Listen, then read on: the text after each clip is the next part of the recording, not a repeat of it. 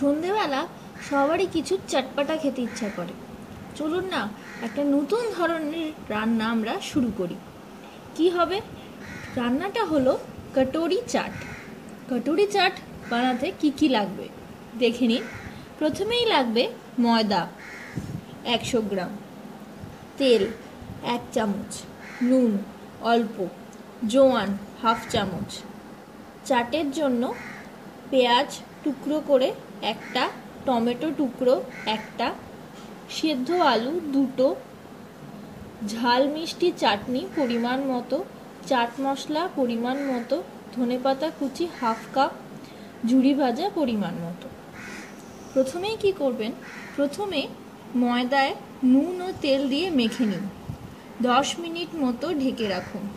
এবার হাতে হাতে চাপা দিয়ে বাটির শেপে ময়দাটা গড়ে নিন।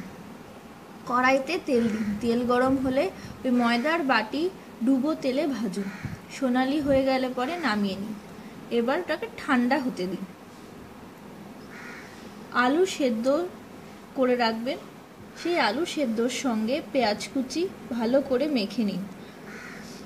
ভাজা বাটির মধ্যে মাখা এই আলু সেদ্ধ দিয়ে দিন। উপরে চাটনি দিয়ে দিন, চাট মশলা দিয়ে দিন, ঝুরি ভাজা ছড়িয়ে দিন এবং শেষে ধনেপাতা উপরে সাজিয়ে দিন। তৈরি হয়ে গেল আপনাদের কটরি চাট। কেমন লাগলো কটরি চাট?